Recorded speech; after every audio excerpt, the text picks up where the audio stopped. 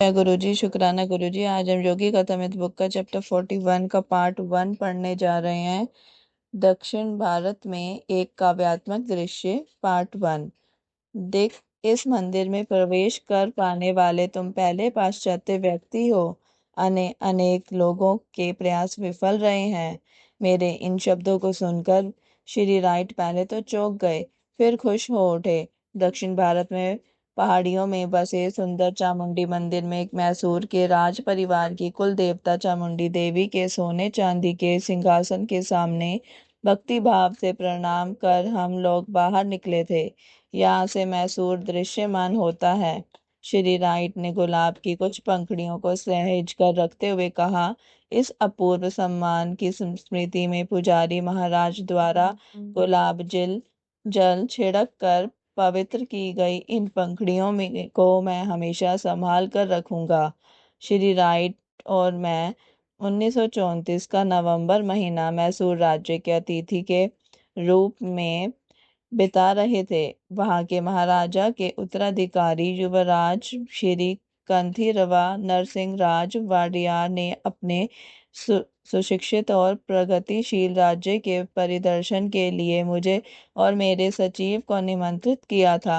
गत 15 दिनों में मैंने टाउन हॉल, महाराजा के कॉलेज और यूनिवर्सिटी मेडिकल कॉलेज में मैसूर शहर के हजारों नागरिकों और छात्रों के सम्मुख व्याख्यान दिए थे। इसके अतिरिक्त मैंने बेंगलोर में 3 विशाल जनसभाओं को संबोधित किया था। National high school, intermediate college और चैटी टाउन हॉल, जिसमें 3000 लोग उपस्थित थे। अपने भाषणों में मैंने अमेरिका का जो उज्जवल चित्र खींचा, उस पर उत्सुक लग रहे श्रोताओं को विश्वास हुआ या नहीं, मैं नहीं जानता। परंतु जब जब मैंने पूर्व और पश्चिम के सर्वोत्तम वैशिष्ट्यों के आदान प्रदान से हो सकने वाले पारस्परिक लाभों का जिक्र किया, तब तब तालियों की गड़गड़ाहट सबसे गूंज उठती थी। श्री राइट और मैं अब उष्ण प्रदेशीय शांति में विश्राम का समय बिता रहे थे। अपनी यात्रा दैनंदिनी में श्री राइट ने मैसूर का अपना अनुभव इस प्रकार लिखा है। विस्तृत आकाश में क्षण क्षण बदलने वाली भगवान की चित्रकारिता को मग्न होकर निहारने में अनेकानेक क्षण बीत गए। यह मग्नता इतनी गहरी थी कि अन्य किसी बात की खबर ही नहीं रही। आखिर केवल प्रभु की तुलिका से ही तो ऐसे रंग प्रकट हो सकते हैं जिनमें प्रत्यक्ष जीवन की ताजगी निखर आती है। जब मनुष्य केवल रंग द्रव्यों से इन रंगों की नकल करने का प्रयत्न करता है तो उनमें वह ताजगी नहीं आती, क्योंकि भगवान किसी तैल या रंग द्रव्य का प्रयोग नहीं करते, बल्कि इससे कहीं अधिक सादे, सरल और प्रभावी माध्यम का प्रयोग करते हैं, प्रकाश किरणों का। वे प्रकाश का एक झपका यहाँ उड़ा देते हैं और यह लाल प्रतिभासित होने लगा। उस पर तुलिका फेर दी और वह धीरे धीरे नारंगी और सुनहरे रंग में बदल जाता है। फिर अपनी तुलिका पर बैंगनी रंग लेकर वे उसे बादलों में चुबा देते हैं, तो वहां उस घाव से बहती रक्तिमा युक्त चक्री बन जाती है। इस प्रकार रात दिन वे अपना यह खेल चलाते ही रहते हैं, चिर परिवर्तनशील, चिर नवीन, सदा नई ताजगी, कभी पुनरावृत्ति नहीं, कभी कहीं, कभी वही आकृति नहीं, कभी वही रंग नहीं। दिन के रात में और रात के दिन में बदलते समय भारत में जो सौंदर्य प्रकट होता है, उसकी कहीं कोई तुलना नहीं। प्राय आकाश ऐसा दिखता है मानो ईश्वर ने अपनी रंग पेटी में से सारे रंग निकालकर एक साथ जोर से आकाश में उछाल दिए हों। मैसूर शहर से 12 मील दूर स्थित विशाल कृष्णराज सागर बांध के सूर्यास्त दृश्य के अद्भुत सौंदर्य का वर्णन तो मुझे करना ही पड़ेगा। योगानंद जी और मैं वहां जाने के लिए एक छोटी सी बस में सवार हो गए। उस बस के इंजन को हैंडल मार कर चालू करने के लिए एक छोटा सा लड़का भी हमारे साथ हो लिया। सड़क कच्ची परंतु अच्छी समतल थी। जब हम लोग निकले तो सूर्य अस्त हो ही रहा था। क्षितिज पर पिचक दिए गए अति पक्व टमाटर की भांति वह दिखाई दे रहा था। हर जगह की तरह ही यहाँ भी रास्ता धान के चकोर खेतों के बीच में से जा रहा था। रास्ते के दोनों ओर शीतल छायादार वटवृक्ष थे, जिनके बीच बीच में नारियल के ऊंचे ऊंचे पेड़ भी थे। लगभग हर तरफ एक जंगल सा ही लग रहा था। अंततः हम लोग एक पहाड़ी के ऊपर पहुंच गए। सामने एक विशाल कृत्रिम झील दिखाई दे रही थी, जिसमें आकाश के तारों और किनारे के तार एवं अन्य वृक्षों का प्रतिबिंब पड़ रहा था। झील के चारों ओर पहाड़ियों में सीढ़ियां काट काट कर सुंदर सुंदर बगीचे बनाए गए थे और किनारों पर इलेक्ट्रिक लाइटों की पंक्तियां थी। बांध की दीवार के नीचे का दृश्य तो देखते ही बनता था। विशाल ऊंचे ऊंचे उठने वाले फव्वारों पर पड़ती रंग बिरंगी प्रकाश किरणें ऐसा दृश्य प्रस्तुत कर रही थी मानो अत्यंत सुंदर रंग बिरंगी उज्जवल प्रभायुक्त सहसियों के उस्त्राव हों। मानो नीले, लाल, हरे, पीले जल प्राप्त वहां नृत्य कर रहे हों। कहीं कहीं हाथी की भव्य प्रस्तर प्रतिमाओं के ऊपर उठी सूंडों से पानी के फव्वारे उड़ रहे थे। यह बांध, जिसके अलौकिक फव्वारे मुझे शिकागो में हुए विश्व मेले की याद दिला रहे थे, धान के खेतों और सीधे साधे लोगों की इस प्राचीन भूमि में अपनी आधुनिकता में अद्वितीय है। भारत में लोगों ने इतने प्रेम के साथ हम लोगों का स्वागत किया है कि मुझे डर लगने लगा है कि योगानंद जी को वापस अमेरिका ले जाना मेरे बस के बाहर की बात होगी। एक और दुर्लभ अवसर मुझे मिला, हाथी की सवारी का, जो मैं पहली बार कर रहा था। कल युवराज ने हमें हाथी की सवारी का आनंद लेने के लिए अपने ग्रीष्मकालीन महल में बुलाया। वह हाथी अत्यंत विशालकाय था। ओहदे पर चढ़ने के लिए एक सीढ़ी लगाई गई थी। मैं उस सीढ़ी से रेशम के गद्दे लगाकर नरम बनाए गए भवनुमा ओहदे में पहुंच गया। हाथी ने ढलान से उतरते हुए एक संकरे मार्ग पर चलना शुरू किया और उसी के साथ शुरू हुआ पौधे में हमारा इधर से उधर लुढ़कना, उछाले जाना, ऊपर उठना और नीचे गिरना, कभी इधर झूमना तो कभी उधर झूमना।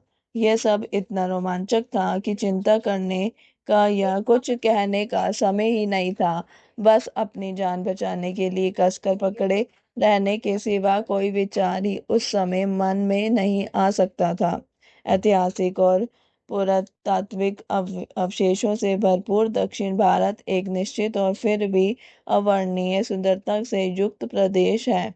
मैसूर के उत्तर में विशाल गोदावरी नदी द्वारा अलग किया गया हैदराबाद राज्य का सुंदर पठारी भाग है।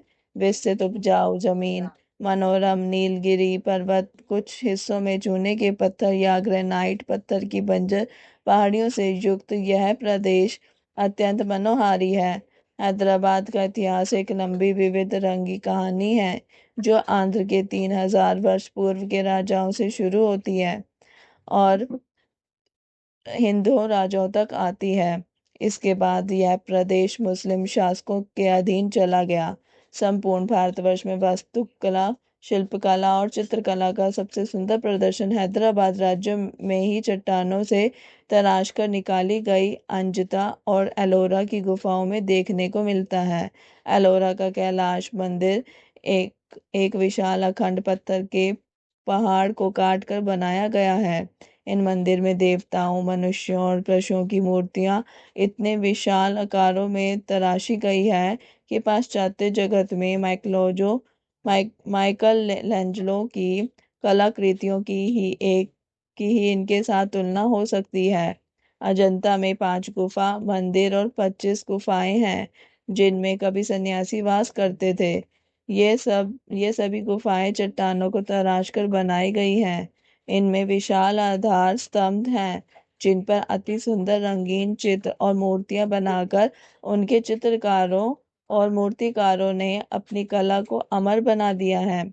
हैदराबाद शहर में उस्मानिया यूनिवर्सिटी और विशाल मक्का मस्जिद है। इस मस्जिद में से एक साथ 10,000 मुसलमान नमाज पढ़ सकते हैं। समुद्र तल से 3000 फुट की ऊंचाई पर स्थित मैसूर राज्य घने उष्ण प्रदेशीय जंगलों से भरपूर है, जिनमें जंगली हाथी, जंगली भैंसें, रीछ, चीते और बाघ रहते हैं। इस राज्य के दो प्रमुख शहर बंगलोर और मैसूर स्वच्छ, आकर्षक तथा अनेक सुंदर उद्यानों एवं सार्वजनिक बगीचों से युक्त हैं। 11वीं शताब्दी से लेकर 15वीं शताब्दी तक हिंदू राजाओं की छत्रछाया में मैसूर में हिंदू स्थापत्य कला और शिल्प कला अपने चरम उत्कर्ष पर पहुंच गई थी। 11वीं शताब्दी के राजा विष्णुवर्धन के शासनकाल में निर्मित बेलूर का मंदिर नाजुक काम की बारीकी और मूर्ति कला की विपुलता की दृष्टि से सारे विश्व में बेजोड़ है। उत्तरी मैसूर में पाए गए शिलालेख ईसा पूर्व 3री शताब्दी के हैं। ये शिलालेख सम्राट अशोक के शासनकाल पर प्रकाश डालते हैं। सम्राट अशोक के विशाल साम्राज्य में भारत, बलूचिस्तान और अफगानिस्तान शामिल थे। विभिन्न बैलियों में उत्कीर्ण अशोक की ये उपदेश शिलाएं उनके काल में व्यापक सुशिक्षितता के प्रमाण हैं। 13वें शिलालेख में युद्ध की भर्त्सना की गई है। उसमें कहा गया है, धर्म की विजय के अतिरिक्त और कोई विजय सच्ची विजय नहीं है। 10वें शिलालेख में कहा गया है कि अपनी प्रजा की नैतिक उन्नति करने की व्यवस्था में ही राजा का गौरव है। 11वें शिलालेख में कहा गया है कि सच्चा दान किसी वस्तु के दान में नहीं बल्कि कल्याण के दान में अर्थात सत्य के प्रसार में निहित है। छठे शिलालेख में जनता के प्रिय सम्राट अपनी प्रजा को लोकहित से संबंधित किसी भी विषय पर चर्चा करने के लिए दिन या रात के किसी भी समय अपने पास आने के लिए आमंत्रित करते हैं और आगे कहते हैं कि इस प्रकार अपने राज कर्तव्य का निर्वाह करके वे केवल समाज के ऋण से मुक्त होने का प्रयास कर रहे हैं। अशोक प्रतापी सम्राट चंद्रगुप्त मौर्य के पुत्र थे, जिन्होंने सिकंदर द्वारा भारत में रखी गई सेना को तहस नहस कर दिया और सेल्यूकस की आक्रमणकारी यूनानी सेना को परास्त कर दिया। उसके बाद मैग्स्थनीज यूनानी राजदूत बनकर पाटलिपुत्र में रहे। मैग्स्थनीज ने तत्कालीन सुखी और उद्यमी भारत का विशद वर्णन किया है। दिग्विजय विजयी चंद्रगुप्त ने अपना साम्राज्य अपने पुत्र को सौंप दिया और वे दक्षिण भारत में चले गए। अपने जीवन के अंतिम 12 वर्ष उन्होंने आत्मज्ञान के लिए साधना करते हुए अकिंचन वैरागी के रूप में श्रवण बेलगोला की एक गुफा में व्यतीत किए। वहां मैसूर राज्य के अधिशासन के अंतर्गत एक मंदिर है। इसी क्षेत्र में विश्व की सबसे बड़ी अखंड पत्थर से बनी मूर्ति है। गोमतेश्वर की इस मूर्ति को जैनों ने इस एक विशाल चट्टान को तराश कर बनाया था। भारत पर आक्रमण के समय सिकंदर के साथ या उनके भारत में आने आए यूनानी इतिहासकारों ने छोटी छोटी घटनाओं का भी बड़ा दिलचस्प वर्णन रखा है। जय गुरु जी, शुक्राना गुरु जी। इसी के साथ इस चैप्टर का पार्ट 1 समाप्त होता है। कल हम इसका पार्ट 2 पढ़ेंगे। इसका पार्ट 1 आपको कैसा लगा कमेंट करके ज़रूर बताएं। साथ ही चैनल को सब्सक्राइब करना ना भूलें। वीडियो को लाइक और शेयर भी करें। जय गुरु जी, शुक्राना गुरु जी। ओम नमः शिवाय। शिव जी सदा सहाय। ओम नमः शिवाय। गुरु जी सदा सहाय।